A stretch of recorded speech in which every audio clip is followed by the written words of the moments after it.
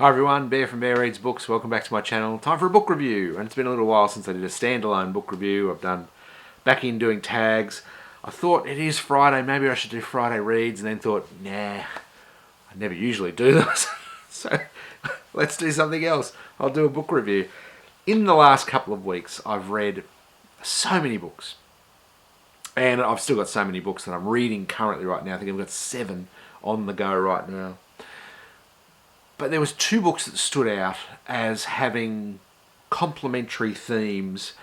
The story is very different and the approach is very different, but the themes struck me, and I keep coming back to it in my mind, thinking that these 2 books together had something really valuable to say.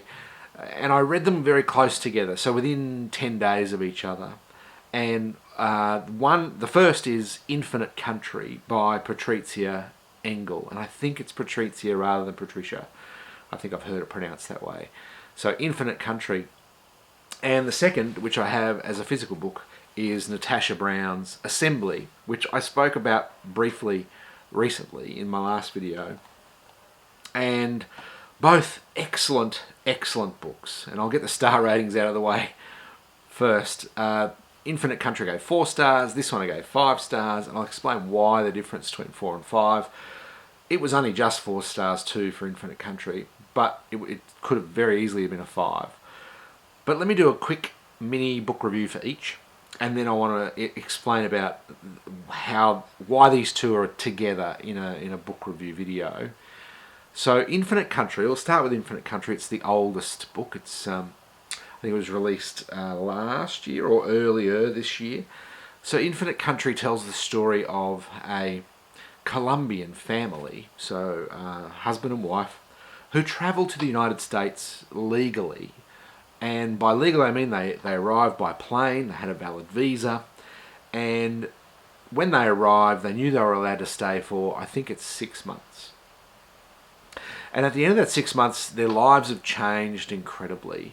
They're pregnant with a child, they have work, and even though life is hard, they feel like they should stay. So they do, and it's discussed at length between the 2 of them what it means to give up on Colombia and what it means to choose to stay in the United States illegally. And I think this is one thing that Infinite Country does really, really well, is it gives you that headspace of the thought behind why abandon my own country and why choose the United States and why would I choose to break the law to do that. I think it does that really, really well. So they choose to skip out on their visa and stay in the United States. And over time, and it does span at least 15 years, they have 2 or 3 children. And at some point, the husband, Mauro, is caught and sent back to Colombia. Now, for story, I don't really want to tell you much more than that. It's a great story. But what you need to know about this book is that it feels like it lacks a sense of place. And this is one of the reasons why I rated it as a 4 rather than a 5. Is it lacks this sense of place, and what I mean by that is I never get a really clear idea of the setting, and I think that's on purpose, and I hope it's on purpose by the author, because when they've come to a new country, the United States, they don't feel like Colombia is their home anymore, but because of what's happening to them as they live in the United States, they don't feel like members of that country either. So it has examples of everything from microaggressions right through to outright racism, violence, and sexual assault. So you need to be ready for that if you're going to be reading this book. But what it does is it very clearly describes to you why they're choosing to stay in this environment as opposed to this previous environment in Colombia. And I thoroughly enjoyed it. But this lack of place, although it might be on purpose by the author, it left me really uneasy, and it left me finding fault with the book, because I think it was so off-putting as a reader to know that here's a book about travelling from one country to another country and making big decisions about why you do that. But I don't get a real sense of where they are. And I think that's perfectly reasonable. In hindsight, I think that's perfectly reasonable. As a reader, as I'm reading it, it felt detached and weird. But in hindsight, as I think about it, it seems perfectly reasonable for all of these characters to feel completely lost and to feel completely without place or completely without a home. They certainly don't feel like Colombia is their home anymore because they chose to leave. And they certainly don't feel like the United States is their home because bad stuff just keeps happening to them. So as a treatment of new migrants to the United States, I think it does an excellent job. And I think it covers ground that other books like this, and there have been a few, haven't done. So it's covering ground about the rationale and decision making of why come and why America, but an excellent treatment of the new migrant experience to the United States in a way that I don't think has been done well before. So well done to Patricia Engel. I think it's excellent. But it is 4 stars, but in hindsight I keep thinking that maybe it's 4 stars because of my thinking, not a lack of anything to do with the book. So I'm still reconsidering that. Infinite Country, when it came out, was an incredibly hyped book. It was on Reese Witherspoon's book club selection, which is great. I don't particularly pay much attention to Reese Witherspoon's book club, but at any of these celebrity book clubs, if it gets people reading great books and interesting books and interacting with literature, then fantastic, job done. And I shouldn't be pulling apart or criticising these types of book clubs or celebrity recommendations, because they get people reading, right? So that's where it got its hype from, is Reese Witherspoon's book club. You can check it out. It's a very, very good book. Also a hyped book is Natasha Brown's Assembly. Hyped because on the front is Bernardine Evaristo saying it's great, but also comments like that it's the new Virginia Woolf, Mrs. Dalloway, that the main character in here is the new Mrs. Dalloway wandering around London trying to work out her life. And I think that's the only connection between this and Mrs. Dalloway that you could ever draw. Mrs. Dalloway was a privileged woman of the early 20th century, or the first half of the 20th century, and she should be seen as such. And as much as those times were difficult for women, and women were just starting to be a part of modern society back when Virginia Woolf was writing Mrs. Dalloway, the problems that this main character sees in this book all the time, and the main characters see in the Infinite Country, are very, very different and vastly more severe and problematic than anything that Mrs. Dalloway may have experienced in the first half of the 20th century.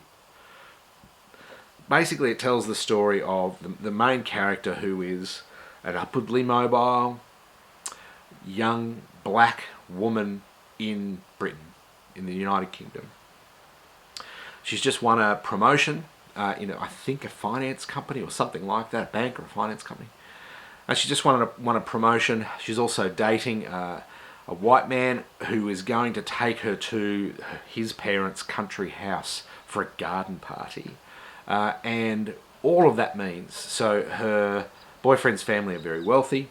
She's come from nothing, and just through education and through effort has gained success. And she's considering her life in light of all of those things. What it means to date a white man as a black woman, what it means for a black woman to visit this country house, this country manor house, what it means for a black woman to be working in finance. And she's trying to assemble the pieces of her life into some sort of meaningful frame, and she's failing dismally. There is a distinct lack of hope here, and I'll explain that a little bit as I go. It's not too far into the book where we hear of someone's throwaway comment about the promotion she received, where it's referred to as being about meeting diversity targets, and that she was hired simply because it meant another black woman that they could tick a box for their diversity targets. And that's a crushing blow for her, and leads to all of this thought that goes into this wandering around London and on the train to meet her boyfriend, to meet the parents. And it really, so that's one event. And there's a whole bunch of other stuff going on. So that one event, as well as a diagnosis for cancer, and so you've got all of these things going on in her life, which is causing her to think about the pieces of her life and what they mean, and what other people mean. So it is really an assembly. It is really a main character thinking about what they mean as a person, and what their meaning is, and trying to assemble all the various pieces of what you think you are into something meaningful. But also looking at every other person that's ever shown you a microaggression or a throwaway racist joke, or has been hurtful or violent or anything, or sexist, and trying to make sense of those people outside of her own body, and what that means for her and how that shapes her. So there's an awful lot going on in a very small novella, 100 pages on the spot for my version, 100 pages, and Natasha Brown packs an awful lot of stuff in here, but it's so rewarding and so interesting that the characters that she draws, especially the main character, is perfect in every way. We understand her motivations, but we don't get a resolution. So for all of this pondering and wondering about her life, we never get to the point of knowing what her decision is. And I guess that's the point of assembling a life, is that it's constantly in progress. So if I decide, yes, I'm going to reassemble my life or change my life or do something, that is constantly in flux. And no matter what decisions I make, there'll be more decisions to make tomorrow. But for Natasha Brown's main character, she's assembling a life based on so much experience that other people would just never get. Unless you were a black woman in a professional job in Britain, you just wouldn't have that experience. You can still understand it, you can still feel for her, but it's her experiences that she's trying to assemble into some meaningful context. And for that, it's absolutely amazing piece of literature. And for both of these books, and these are the themes that I think tie it together, is these voices of the other, the voices of people who, for no fault of their own, are on the fringes of society. And I think that theme for both of this book is done so well. Infinite Country with the voice of new migrants, and Assembly with the voice of black women in Britain. I think they're both very, very powerful books. The only difference between this 5 stars and Infinite Country's 4 was probably that confusion around place and location, and that those transitions between Colombia and the United States. We never got a clear picture of where they were. I think some cities were mentioned of where they lived in the United States, but we never got a description, because the main characters didn't need a description for the place that they were living, because they were just trying to live their best lives in the crappy situation that they found themselves.